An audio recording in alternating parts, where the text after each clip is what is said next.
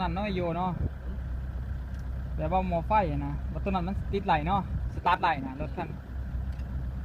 ที่จริงท่านว่าเอาหม้อไฟตัวนั้นมาใส่อาจจะไหลเนาะมันห่อนเนาะได้บัดนี้เนาะมันได้ได้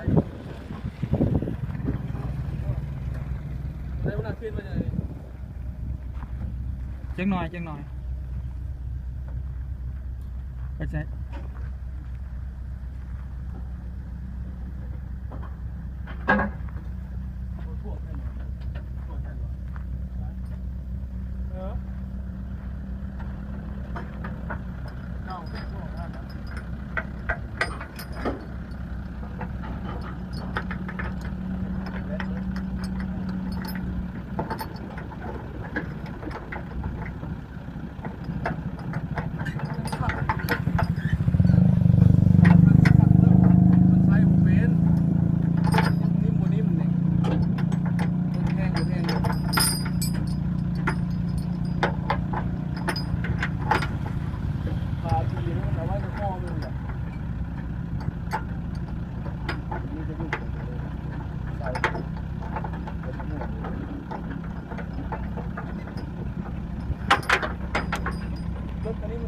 ไฟลายที่จอมันมีมันเป็นเงิน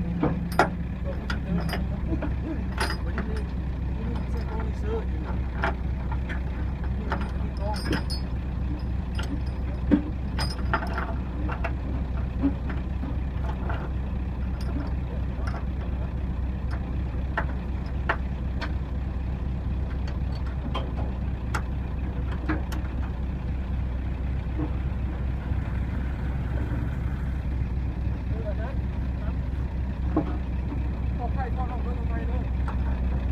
ไฟมันทอดออกเลย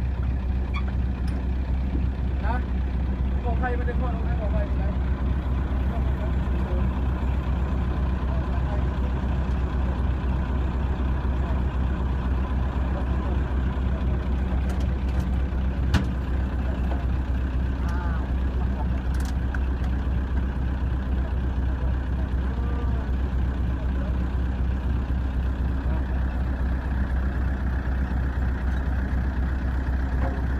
เคลื่อนย้ายมันมีบ่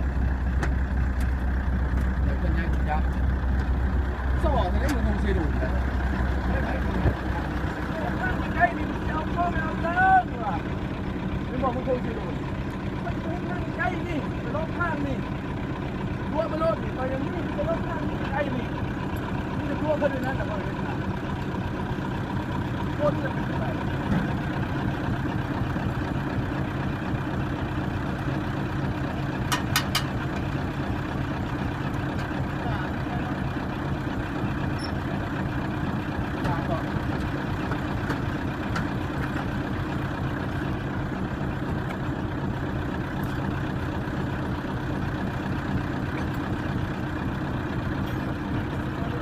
ใส่พร